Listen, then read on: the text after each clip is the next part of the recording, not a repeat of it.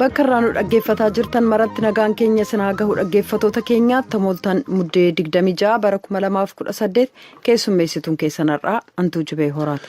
Galchumaaf waliinsa nagaa Ansoraa Alaaqeetti oduu sanitti hima. Bulchoota Ameerikaa akka baajetii mootummaa Ameerikaatti baasan irratti wal dhabaniitiin har'aallee mootummaan Ameerikaa haga tokkoon guyyaa shaneessuuf cufaa oole mataa oduu keessaa tokko.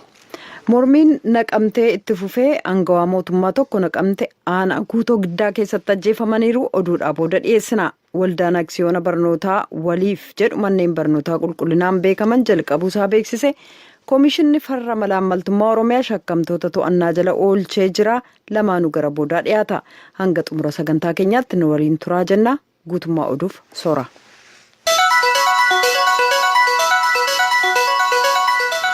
Mootummaan Ameerikaa har'aallee guyyaa shaneessuuf akka tokkoon cufaa oole. Mootummaan cufaa oolee jechuun hojjettooti mootummaan federaalaa Ameerikaa qabu 800 keessa hagi tokko hojii irraa ala hagi tokko ammoo sa'aatii xiqqoo hojjetaniitiin akkana keessa jiran. Bulchooti mootummaa Ameerikaatti bajet akka baasan irratti wal dhabaniitiin akkasuma fala argattutti biirooleen mootummaa hagi tokko cufaa jiranii hojjettootillee hagi tokko hojii irraa oolan. Gan kan qof keessatti waliin marroo sadii akkan mootummaan cufam. Pireezidaantii Ameerikaatii fi paartii Demokiraatiitti bajet irratti wal dhabe. Pireezidaantiin Ameerikaa uummata daarii Meeksikootiin seer malee Ameerikaatti baqatu dallaa sibiilaa kiiloomeetirii 300 dhiyaatu ijaaranii ofirra dhowwuu wayyaa jedheetiin gaaf duul filannoo kaaniyyuu dubbate. Tani tolchuuf ammoo doolara biliyoon 5 mootummaa irra gaafate. Paartiin Demokiraat ammoo doolara biliyoon 1 fi miliyoon 300 kennite. Nam lubbuun baqatu dallaatti ijaaranii ofirra dhowwuun seera Ameerikaatii alaa jechuun didan. Gaaf mootummaa banan hin beeku haga horii dallaa kanaan jaarra argannutti biirooleen mootummaa hin banamanii jedha Pireezidaanti Tiraamp. Ameerikaan hojjettoota mootummaa federaalaa 800 qabdi tan keessa hagi tokko hojiirra ooluu jiran. Pireezidaantiin Ameerikaa biiroolee mootummaa cufuu fedha. Taatulla akka rakkootan keessa bahuun hin beekuu jedha. Itti gaafatamaan paartii Demokiraat Chaak Shumerii fi itti gaafatamtummaan marii Ameerikaa paartii Demokiraat Naansi Peloosi. Bubbeef obomboleettiin bokkaa Indooneeziyaa guldhufti nama 429 fitte. Tan maleellee nama 1,400 mammadaa'e nama 100 du'aaf jireenya dhabaniitiin barbaadutti jiran. Tan maleellee karaan cufame makiinaan sila karaa qarqaarsi'aayetiin biyyaa kennullee karaa yaa'uun dhabee walxixachee karaa ciisa. Mootummaan biyyi suni heelikooptariin qarqaarsi kennuu jira. Nama achitti hafellee barbaadutti jira. Obomboleettiin tani guyyaa dura lafatti baafatte godin Sumaatraa. Indooneeziyaa gama dhiyaatiin akkan dhoofte nama lubbuun dhaban maleellee nama 70,000 baqate. Tammaan tan caqasuu jirtan tun raadiyoonii VOA sagantaa afaan Oromooti. Uummata bulchiinsi naannoo kibbaatti akka bulchiinsi aanaa burjii jedhetti aanaa isaanii Oromiyaa waliin qabdirratti waraanee abaaboo qonnaan bulaallee ijjeesee nam torballee mammadeesse. Tan maleellee taltalleef mooyyaalilleetti homakkanaatiin nam baqachiisanii namillee qarqaarsin argannee jedhe. Akka bulchiinsi godin Gujii bahaa jedhetti ammoo nami qabeenyaa fi daaree lafa irratti wal dhabeetiin dubbitan ammoo falumaanii ilaaluutti jiranii Yoonataan Zebdiyoositti oduutan nu erge jalannee nutti. Itti aanaa bulchiisa naannoo Tigraay Dr. Dabratsiyoon Gabra Mikaa'eliin kan durfamu gareen aangoota sadarkaa olaanaa. Bulchaan aanaa burjii obbo Mantaa Harmee akka jedhanitti daangaa aanaa burjii kan uummatoota kibbaa fi aanaa suuroo baargudaa kan Oromiyaa gidduutti qonnaan bultoonni 5 humnootii hidhataniin ajjeefamaniiru. Hojii qonnaa irra ka turan kanneen biroo 7 madaa'uu isaanii fi qonnaan bultoonni karaa lamaanii miidhamaa ka jiran ta'uu dubbatu. Rakkoon jiru humna bulchiinsa aanaa ol ta'uusaa fi bulchiinsi naannoo deeggarsa yoo gaafatames yakanaa kan hin jenne ta'uu dubbatameera. Jiraata aanaa akka ta'an obbo Gabra Woldi Hidoo akka jedhanitti lubbuun nama hedduu dhabamee qabeenyaan barbadaa'ee jira. Manaaf qe'ee ofiirraa godaananii kanneen qaamaa hir'atanis jiru jedhu. Magaalaa Bulee Horaa keessa kanneen jiraatan namoonni burjii ajjeefamaa akka jiran ka dubbatan obbo Gabra Wold warri kaan gara magaalaa Sooyyomaa ka burjiitti dhiyeessaa jiru jedhan. Mootummaan bulchiisa naannoo rakkoo kana hubatee furmaata barbaachuu manna ajandaa biraan qabamee jira. Sabxiqqaalee jedhamuudhaan akka uummataatti hin ilaalamnu jechuudhaan obbo Gabra Wold dubbataniiru. Jiraattonni akka jedhanitti qonnaan bultoonni burjii irratti haleellaa geessisaa kan ture Oromoo Gujii keessa jiruu fi meeshaalee gurguddaa ka hidhate miseensa adda bilisummaa Oromootii jedhu.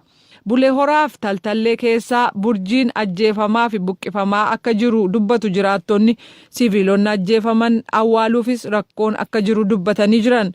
Bulchiisa naannoo Oromiyaatti bulchaan godina Gujii obbo Abarraa Bunoo gama isaaniitiin ittiin ka'umsi walitti bu'iinsa kana daangaa bulchiinsaa fi abbummaa qabeenyaa ta'uu dubbatan. Humni hidhatee naannoo sana jiraachuu isaa irratti garuu odeeffannoo hin qabu jedhaniiru. Rakkoo uumame furuuf uummanni akka wal argu gochuufis yaalamaa jira jechuu isaanii Yoonaataan Zabdiyoos gabaasee jira. Ammoo gara naannoo Tigraay dabarraa ittaanaan pirezidaantii naannoo Tigraay dhiyoo tana godin isaanii fulakka akka dhageetiin uummataan wal dubbate lammiin Eertiraa dhaabbilee naannoo Tigraay waliin hojjechuu jiranii jedha. Jedheetiin mirkansee Milgeetaa Asbaattuu Dutaan Maqalee nu erge jalanne nutti. Itti aanaa bulchaan bulchiisa naannoo Tigraay Dr. Dabratsiyoon Gabra Mikaa'eliin kan durfamu gareen aangoota sadarkaa olaanaa godinaalee bulchiisa naannoo sanaa keessatti daawwannaa gaggeessaa fi bakka bu'oota uummataa waliin mari'ataa akka jiran ta'uun ibsameera. Daawwannaan kun hanga baatii waxabajjii dhufuutti kan itti fufu ta'uu kan ibsan Dr. Dabratsiyoon itti fufanis. ኣብ ልምዓት ምሰናይ ምሕዳር ተኣሳሲረን ገሊአን ዝጸንሓ እየን ጸኒሕ ነዊሕ ግዜ ዝገበረ uummanni misoomaaf bulchiisa gaariin walqabatee gaaffiilee kaasaa jira. Tokko tokko rakkoo bara waggaa 8-10 lakkoofsise kan hin furamiin qabu. Kaan immoo gaaffiilee haaraa warrirratti daddabalamaa dhufe qaban. Gaaffii hedduu uummata biraa argachaa jirra. Daawwannaan kun godina gama kibbaa Tigraay keessatti kan jalqabame yoo ta'u dilbata darbe Maqalee keessatti xumuramee jira. Namoota misooma irratti bobba'uun bu'aa gaarii argamsiisan namoonni qaamaa hir'atan jijjiirama argamsiisanis arginee jirra ka jedhan Dr. Dabratsiyoon lammiiwwan Eertiraas daldalaan hidhata tolfataa ka jiran ta'uu dubbatan. Lammiiwwan Eertiraa dhufanii oomisha bitachaa jiru kaan immoo nagaa qofaaf otoo hin taane gama diinagdee daldalaa fi investimentii mootummaa dursanii uummata wajjin hidhata tolfatanii jiru jedhan. Marii uummata waliin bakka adda addaatti gaggeeffame keessatti haalli yeroo ammaa biyya keessa jiru ka'ee tasgabbii dhabiinsi mul'atu furuuf uummataaf mootummaan bulchiisa naannoo Tigraay qoodarraa eegamu kan ba'u ta'uu ibsameeraa jedhu. Deemsa sirrii ta'etti seenuuf abaluun asiin bahee achiin bahee dhiifne sirni federaalaa heeraa fi toorri misoomaa haala attamiirra akka jiru kan ilaaleen uummanni qalbii isaa gara tokkotti akka deebisuuf hojjannaa jedhan. Qabatamaan Tigraay keessatti misoomaa fi bulchiisa gaarii irratti hojii hojjannu jabinaan gaggeessaa haalli gaariin akka uumamu gochuudhaan yaaddoo jiru gad hanqisnaa jedhan Dr. Dabratsiyoon Gabra Mikaa'el. Akka dhaga'u jirrutti Eertiraan daarii isii gama Zaalambessaatiin Itoophiyaa waliin qabdu gama ofiitiin yaayyuu cufatti. Tigraay godina bahaatti akka itti gaafatamaan nagaa aanaa naannoo Gulloo Mahaddaa obbo Girmaa Hadduush jedhutti namni gara Eertiraa dabru asii achi eeyyama argata malee achi hin dabru waan cufaatii tana gama Eertiraatii deebii hin arganne. Suudaan muddamsuu keessa jirti. Uummatii akka pirezidaantiin isaanii Omar Albashir hojii irraa bu'uu gaafachuu jira. Poolisiin biisuun illee warra hiriira baay'atiin teessoo mootummaa biisuuniif baafatetti gaazii itti afuufti. Suudaanitti jireenyi guddoo qaala'e gatii nyaataatiif gatiin gaazii illee guddoo qaali. Omar Albashir nama ammaan tana warra biyya gurgurachuu jirutti tan tolchuu jira jedha. Omar Albashir jaarsi ganna 74 ganna 25 asitti isumatti biyyi tana bulchuu jira. DRC'n biyyattii Afrikaa jidduu qubattu filannoo pirezidaantii isii tasambat kanaa qabatte taane fulaaki tokko keessatti ammallee jisatiif dura dheereffatte. Akka koomishiniin filannoo DRC jedhetti dhukkuba haaraatti labduuf Ebola gam tokkoon ammoo lafti waraane tanaaf dura dabarsan. Magaalaan DRC sadeen filannoo torbaan kanaa keessi hin jirre pirezidaantiin filanne jechuu magaalaa Beenii, Butemboo fi Yumbi jare kun jisadiin duubatti filataa. DRC'n sila gana lamaan dura pirezidaantii filattee aduu akkanumaa dhidhiibuu jirtu dura dabarfachaa asiin baate. Oduun amma tattanu.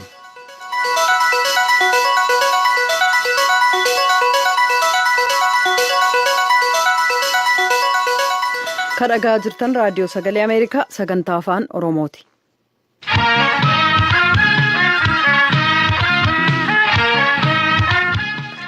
Magaalaa Naqamteetti kaleessa ittaanaa bulchaa aanaa guutoo giddaa qaama hin beekamneen yoo ajjeefaman dargaggoon tokkommoo madaa'u dhaga'ame.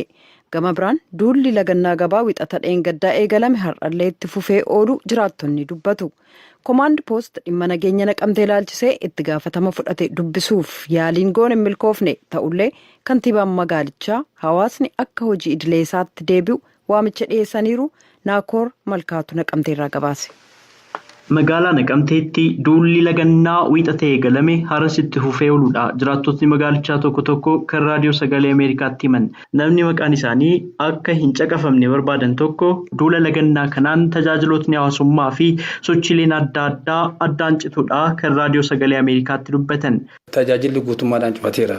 Maaliif tajaajilli uummanni itti fayyadamu geejjibaa jalqabee mana nyaataa hoteelaa jalqabee. Ebe nama waajjira mootummaadhaa jalqabee cufaadha guutummaadhaan. Innaa kun baay'ee rakkisaadha. Isaatti fayyadamutus isa hojjetee ittiin jiraatuufis sitti fayyadamu baay'ee rakkoo guddaa keessa jiru uummanni. Kun immoo watattamaan furmaata argatu taanaan samba balaa guddaa uumaa jedhee yaada karaa qabu. Akka namni kun jedhanitti duulli lagannaa kun sababoota mataa isaatii qaba. Mormiin sun irraa madda kan jedhamu dhugaadhuma haala yeroo irratti kan hundaa'udha. Kun hiikoo argatuudha. Karaa mootummaa karaa dhaabbilee mormitootaa wal diddaa jiru. Sababa isaadhaan bakkee tokkotti walitti bu'insi jira. Lubbuun namas darbaa jira. Qabeenyi mancaa jira. Kana mormii isaa furmaataa kennamu kan jedhu kan madda natti fakkaata. Duula lagannaa kana malee haalli nageenya magaalichaas yaaddessaa ta'uudha kan jiraattotni dubbataa jiran. Bakka bu'aan paartii koongiresii federaalistii Oromoo godina Wallaggaa Bahaa obbo Fiqaaduu Ayyaanaa waan guyyoota muraasaas Naqamteetti ta'aa jiru naaf ibsanii jiru. Akka obbo Fiqaaduun jedhanitti paartiin isaanii duula hojii dhaabuu kanaa ni morma. Mootummaan kallattii kaa'uudhaan rakkoo naannicha keessatti mudachaa jiru abaa wajjinis walii galuutiin furuun isarraa eegamaa gama mariitiinis xumuramuu qabaa jechuun yaadachiisanii jiru. Ajjechaa fi dararamni qaama hidhate kamiinuu lammiilee nagaa irra gahaa jiru dhaabbachuu qabaas jedhanii jiru. Qaamni paartii Oromoof hin dhaabba jedhus KFO dabalatee dursa maal kennuu qabaa? Nageenya uummataaf kennuu qabaa. Uummatatti kallattii agarsiisuu qabaa. Uummanni immoo karaa nagaa akka inni qabsaa'uuf jajjabeessuu qaba malee qaamni mootummaas an hidheen jiradhe waanuma hidhannoo qabuuf uummata karaa irratti ajjeesuun sirrii akka hin taane dhaabni keenya kanatti amana.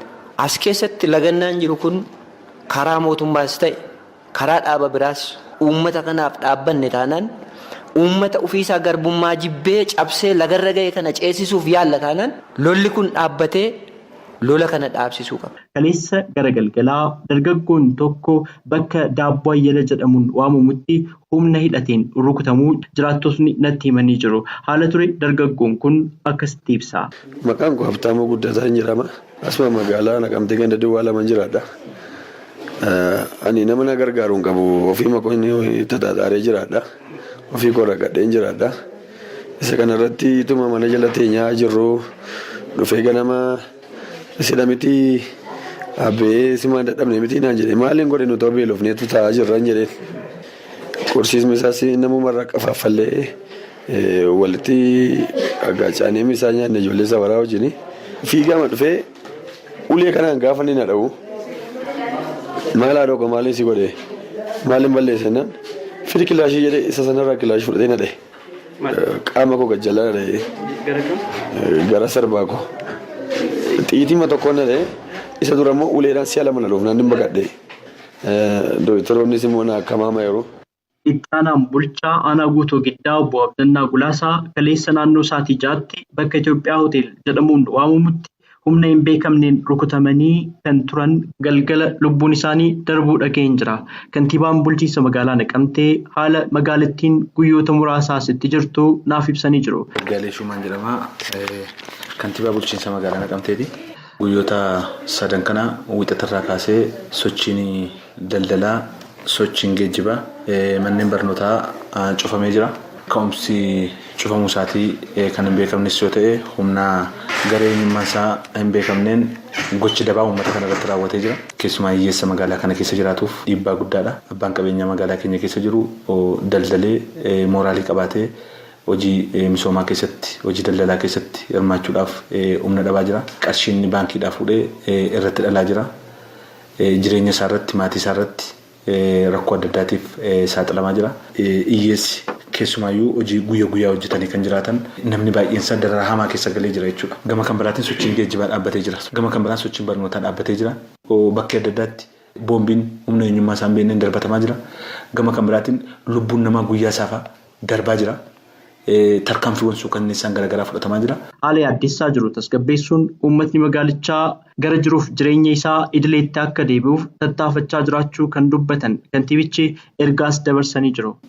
Keessumaayyuu dhimma daangaa Beenishaangul Gumuzii wajjin wal qabatu mootummaan kana sirreessuudhaaf hojii bal'aa kan hojjechaa ture. Humni naannoo kana keessatti rakkoo uuman, humni iddoo kana keessatti uummata keenya buqqise, uummata keenya ajjeese. Karaa suukanneessaa ta'een uummata keenya irratti tarkaanfii fudhate kun akka olaantummaan seeraa irratti mirkanaa'uuf hojii bal'aan hojjetamaa ture. Gaaffiin uummata magaalaa keenyaa, gaaffiin uummata Oromoo kan sirreessuudhaaf mootummaan bal'inaan kan hojjetaa ture. Ka'umsi mormii amma gaggeeffamaa jiru ifatti hin beekamu jechuudha. Ifatti waan hin beekamneef rakkoo kana immoo bu'uuraan hiikuudhaaf caasaan of danda'e ijaaramee mootummaan sochii bal'aa kan gochaa jiruu fi ammas uummanni magaalaa keenya keessa jiran dammaqanii sochii tajaajila geejjibaa, sochii tajaajila hawaasummaa Normaali akka kanaan dura turetti bakka ittiin deebisan yoo ta'e hundaa ol kan miidhamu uummata kana. Hundaa ol kan miidhamu hawaasa kana waan ta'eef uummanni keenya gama kanaan dammaquu akka qabus asumaan dhaamuun barbaada. Dargaggoo kaleessa magaalaa Naqamteetti madaa'ee fi haala ajjechaa ittaanaa bulchaa aanaa guutoo giddaa ilaalchisee yaaliin hoogganaa koomaand poostii naannoo Naqamtee irraa adda baafachuudhaaf taasise naaf hin milkoofne. Yoo deebii argadhe kanan qabadhee deebi'u ta'a. Raadiyoo Sagalee Ameerikaaf Naakoor Malkaa Naqamteerraa.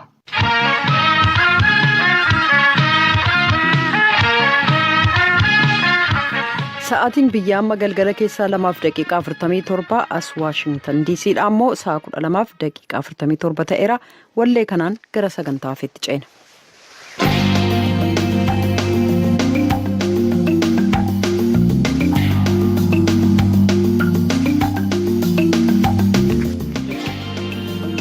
Dhaggeeffattoota keenyaan of kalchaa Koomishinni Naamusaaf Farra Malaammaltummaa Oromiyaa shakkamtoota 77 yakkawwan malaammaltummaa qarshii miliyoona 71 ol mancaasuutiin himatee jira.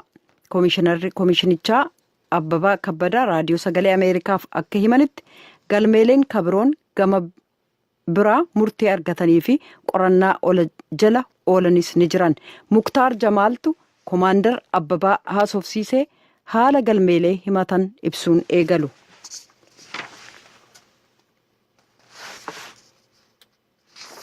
Tokkoffaan aangoo garmalee fayyadamuudha. Lammaffaan ragaa sobaa sanada mootummaa fakkeessanii qopheessuudhaan itti fayyadamuudha.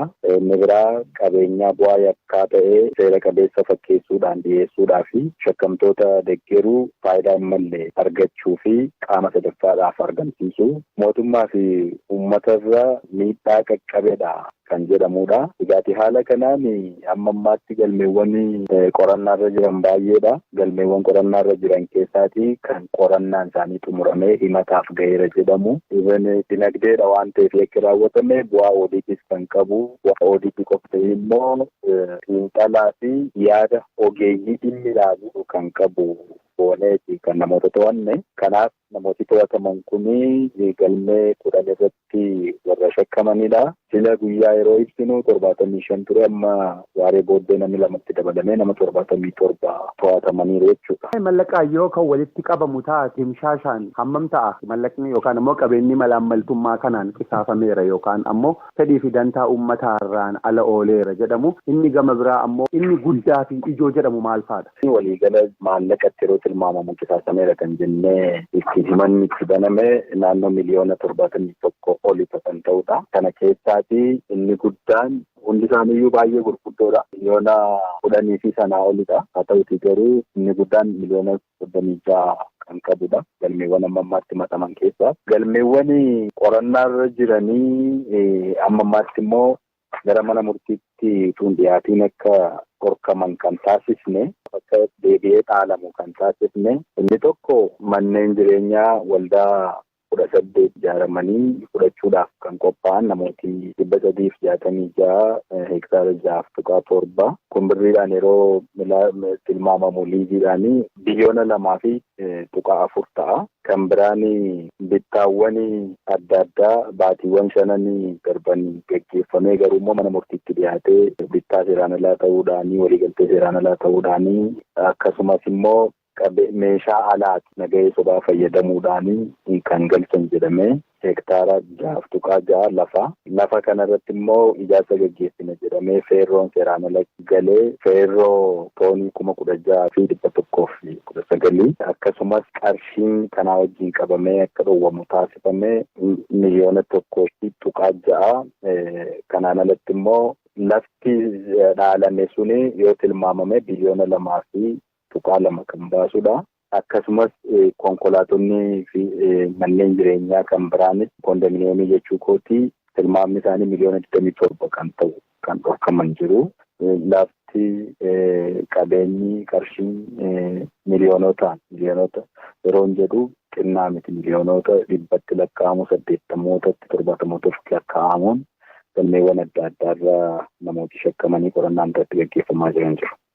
Komishinar keessayyuu mee adeemsa farra malaammaltummaa biyya kanaa keessatti qabxiin guddaan ka'u mata dureen farra malaammaltummaa kan inni dantaarra oolu tokko namoota dhimma biraan barbaadaman to'achuu fi inni gama biraa ammoo mataarra malee hundee isaa hin dhaqu isaan gubbaarra jiran qofa madda isaa hin goysu gurguddoo isaa hin nyaatu jedhama dhuguma hammam tokko sirritti walaba ta'ee qulqullaa'ee hundee isaatii ilaalameetiin jira inni amma ibsamaatiin jiru kun komishina.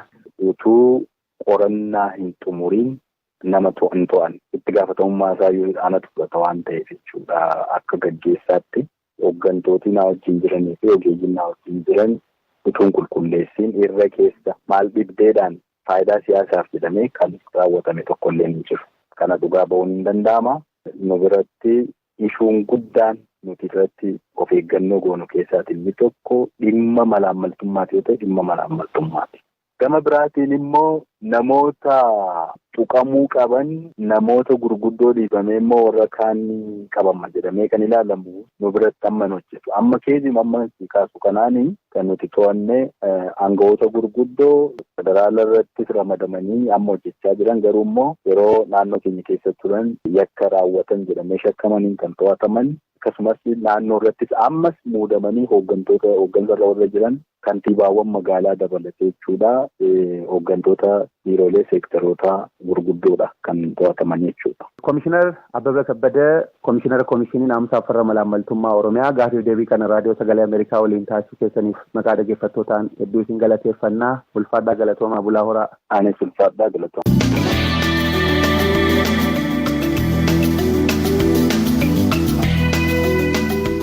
Gara mata duree sattaanutti naaceenummoo waldaan aksiyoona barnootaa waliif jedhamu manneen barnootaa qulqullina barnootaan Afrikaa bahaatti fakkeenya ta'an hojjechaa akka jiru dubbata. Yeroo ammaa waldaan kun manneen barnoota isaa Finfinnee keessa jiran dabalate magaalota Oromiyaa 12tti hojii barnootaa eegalee jira. Dabalataanis qo'annoof qorannoo qulqullina barnootaa akka geessisu ta'uu ibsee jira. Gabaastuu VOA Haarawaa Tsahaay Daamxootu Finfinneerraa erge.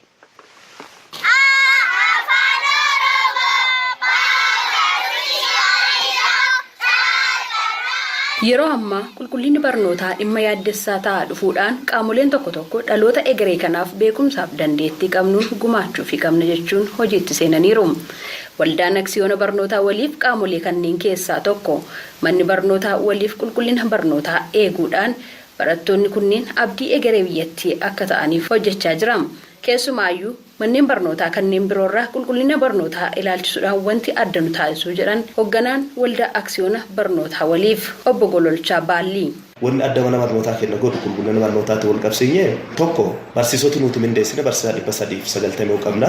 Barsiisota top quality warra akka biyya kanaattu dandeettii qaban keessaafillee barsiisota jajjabduu mindeessine qulqullina barnootaa hojjechaa jirra. San qofa osoo hin ta'in barsiisota biyya alaa barsiisota 15 ol afaan ingilizii irratti hojjannee barsiisaa jirra. Qulqullina addaa irratti ijoolleen fakkeenya kompiitara kutaa tokko kaasanii barachaa jiru. Akkasumas sirna gadaa kutaa tokko irraa kaasanii barachaa jiru. Ijoollee ammumaa jalqabdee akka waan gurguddoo yaaduu danda'an saayinsii irratti tireeningii kennaa jirra. Kilebii 6 ol mana barnootaa keessatti dhaanne kilebiin 6 kun hundinuu saayinsii waliigalaatti wal qabsiisanii akka isaan qulqullina barnootaa irratti hojjetan gochaa jira. Qulqullina barnootaa eegsuudhaaf meeshaan barnootaa dhimma xiyyeeffannoo argachuu qabu jechuudhaan manni barnootaa waliif kun hanqina sirna barnootaa mootummaa duuchuufillee kitaabolee deeggarsaa gosa 56 ofii qopheessee ijoollee dorgomtuu taate horachuudhaaf hojjechaas kan jirudha. Waldaan aksiyoona barnootaa waliif umurii waggaa lamaatiin hojiilee qulqullina barnootaa waliin walqabatan hojjechaa kan jiru akka ta'e kan dubbatan hoogganaa waldichaa rakkoolee dhimma kana waliin walqabataniif fala dha'uuf qorannoo gaggeessineerras jiran. Qorannoo gaggeessaniinis bu'aa argameen qulqullinni barnootaa akka biyyattiitti yaaddessaa waan ta'eef fuuldura kana manneen barnootaa waliif dabalatee manneen barnootaa mootummaa fi kan dhuunfaa hundumaaf illee furmaata taana jennee hojjechaa jirraa jiran obbo Gololchaan. Riisarchiin keenya jalqabaa maan argisiisa in terms of language manneen barnootaa hin jiran qulqullinarra hojjechuu dhiisii jalqaba saba tokko afaan isaatiin barachuu danda'u qaba. Kan mootummaa malee manni barnootaa dhuunfaa baay'een isaa afaan Oromootiin barsiisu Oromiyaa guutuu keessatti jechuudha. Kun jalqaba kan manaanu kaase isa kana. Itti aansinee qulqullina barnootaati. Kanarra dhaabbanneetti riisarchiin kun kan waggaa 10 wanni barbaachiseef mana barnootaa keenya qofaaf adoon ta'e manneen barnootaa naannoo keenya jiran magaalota nuti jalqabne suni manni barnootaa keenya rool moodel ta'uu danda'u qaba. Rool moodel ta'e akka mana barnootaa waliif dhalootaaf hojjedha akka jedhan nuti manneen barnootaa naannoo san jiru isaaniyyuu deeggaruuf dhadheenu maafi dhalootatti achi keessa barata manni barnootaa waliif Oromoo hunda barsiisuu hin danda'u. So warra barsiisaa jiru barsiisota isaanii leenjisuu fi barbaanna mana barnootaa san jajjabeessuu barbaanna. Haga ammaatti riisarchii hojjenne sani tireeningii hojjettoota keenya marsaa 3 ol kennineerra itti aansinee barsiisota mana barnootaa biraan jiran kan mootummaa ta'e kan dhuunfaa kan naannoo san jiran tireeningii kennuuf dandeenya. Maatiin barattootaa duraan manneen barnootaa birootti barsiifachaa turanis gara mana barumsaa waliifitti kan fidan garaagarummaa faayidaa daa'imman isaanii achitti argachaa jiran dubbatu. Adde Marii Maashaa maatii barattootaa keessaa kan dubbisnedha. Biraatti barsiifadhaan ture. Achi booda waliif akkaadaamii immoo afaaniin barsiisaa akkaataa afaan isaanii barachuudhaaf wanta guddaadha. Lammaffaa immoo kan keessatti barachaa jiranii wantoota gaarii jira. Ijoolleen kompiitaraan baratu. Kompiitara iddoo biraatii baratan hin argine jechuudha. Amma kompiitara tokko ishee bananii ilaaluu danda'u. Ijoolleen kun jijjiirama guddaan irratti argee jira. Ofii dubbisuu danda'u ijoolleen wanti guddaan ofii isaanii dubbisanii achi booda isa dubbisan immoo yaadaan qabachuun wanta guddaadha. Ijoolleen keenya jechuudha barreen gaddaa afaan Oromoo nageenya akka fayyaadha jechuullee danda'anii turan. Ijoolleen keenya nagaa wal gaafachuu danda'u, abaacaadaa fiixaniiru, jecha odeessuu danda'u. Karaa baay'eetti gammadnee jira. Barattuu Sumayyaa Jamaal barattuu kutaa lammaffaatiin mana barnootaa waliifitti. Ingiliffis bareedaa, kompiitaras barannaa, hundayyuu barannaa, afaan Amaariffaallee, Ingiliffaallee, warqishiittillee nu kennama. Ammasitti waan galleef afaan Oromoos barannaa. Manni barnootaa waliif mul'ata fuulduraa taasifatee kan ka'e barnoota qulqullina qabu daa'imman argatanii dorgomaa akka ta'aniif yoo ta'u manni barumsichaa manneen barnootaa biroof moodeela akka ta'u waggoottan 10 keessatti manneen barnootaa oolmaa daa'immanii irraa eegalee dhaabbilee barnoota olaanootti barnoota qulqullina qabuu fi qorannoon deeggarame kan Afrikaa Bahaarratti moodeela ta'ee damee isaa babal'ifachuudha. Gabaasa raadiyoo sagalee Ameerikaatiif qindaa'eef Tsahaay Daamtoo Finfinneerraa.